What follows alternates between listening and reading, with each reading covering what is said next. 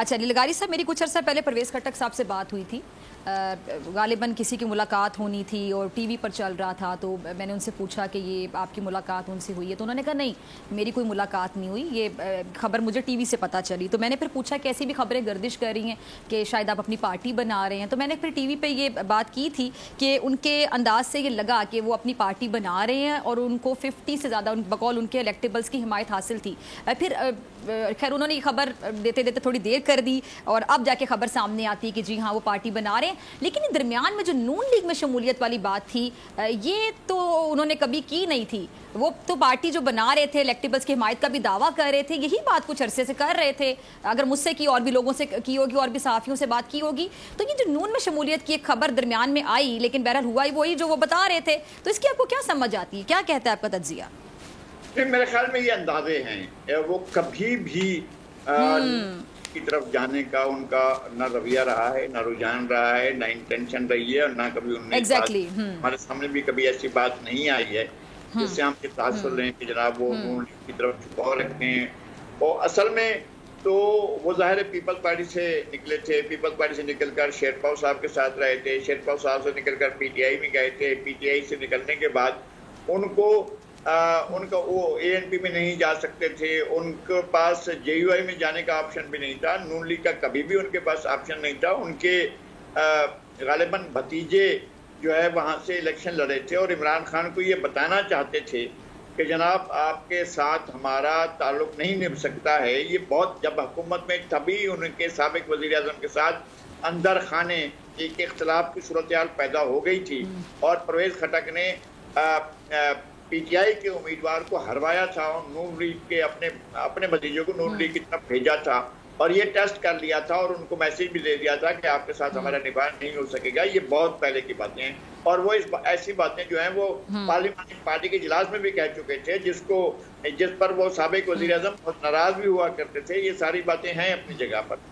लेकिन उन्होंने कभी भी ये इंटेंशन जाहिर की है कि वो नून लीग की तरफ जाना चाहते। हाँ, आईपीपी के लोग जो हैं वो यकीनन कहते रहे हैं, बल्कि खुला ये कहते रहे हैं कि जनाब हम एडजस्टमेंट करेंगे पीएमएलएन के साथ। पीएमएलएन के अंदर एक बहुत बड़ी रिजनमेंट थी कि नहीं हम क्यों कर देंगे अपनी सीटें इन लोगों को।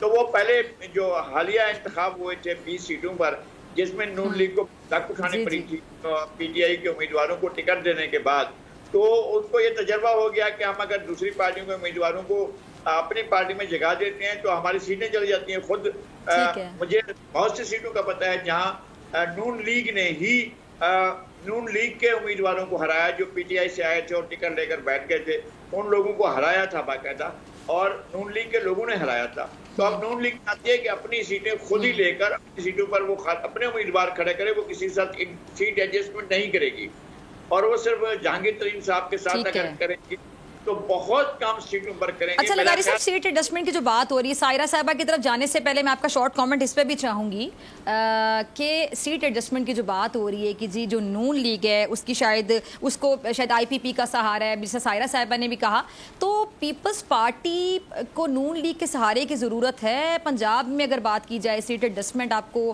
करती दिखाई देती है पीपल्स पार्टी, उसके बगैर आपको लगता है कि सीट्स निकाली जा सकेंगी? कितना बड़ा चैलेंज होगा ये पीपल्स पार्टी के लिए?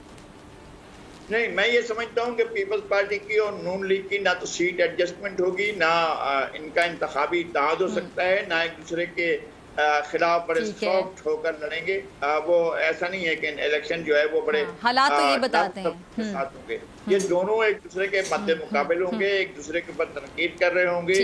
अब जो दीगर मुखालफिन कर सकते थे वो ये दोनों पार्टियां एक दूसरे के खिलाफ इल्जाम भी लगाएंगी और एक दूसरे के बारे में बातें भी करेंगी और एक दूसरे के खिलाफ कंपेन भी करेंगी, एक दूसरे की सीटें लेने की कोशिश भी करेंगी।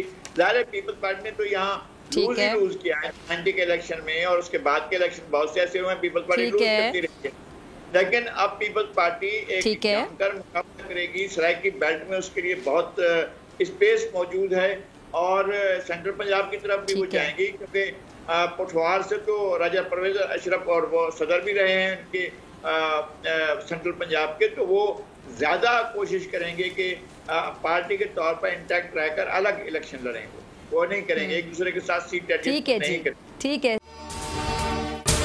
अगर आपको ये वीडियो पसंद आई तो सब्सक्राइब करें और बेल आइकन पर क्लिक करें। मुल्क मुस्तहकम मईशत की तरफ गामजन, स्टॉक एक्सचेंज भी मुस्बत रुख दिखाने लगा। मईशत की सूरत हाल बेहतरी की तरफ जा रही है।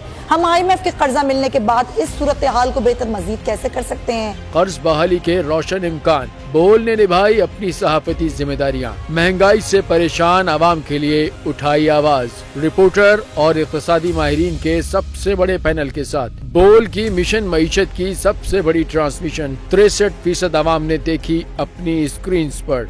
अगर 21वीं सदी की हम इंडस्ट्री की कोई बात करें तो उसमें फिर इंफॉर्मेशन टेक्नोलॉजी जो है वो टॉप पर आती है। अपनी रवायात को बरकरार रखते हुए बोल अवामी मसाइल को उजागर करने में सबसे आगे। देखिए बोल की अगली ट्रांसमिशन में मोबाइल लोन ऐप का बड़ा स्कैम कैसे हुआ बेनकाब। साइबर क्राइम सर्कल रावलपिंडी की मुख्तलिफ इलाकों में कार्रवाइयाँ। ब्लैकमेलिंग में मुलविस ऑनलाइन लोन ऐप्स के 9 मुल्जिमान गिरफ्तार कर लिए गए हैं। अगर इस स्कैंडल से मुताल्लिक आपके पास हैं हक़ाइक़ तो बनिए बोल इन्वेस्टिगेशन का हिस्सा। आपकी शनाख्त और तमाम तर मालूमात खुफिया रखी जाएंगी, तो बस हमें ईमेल करें या व्हाट्सएप करें 0337 0310 377। सब्सक्राइब करें और बेल दबाएं ताकि कोई खबर रह न जाए।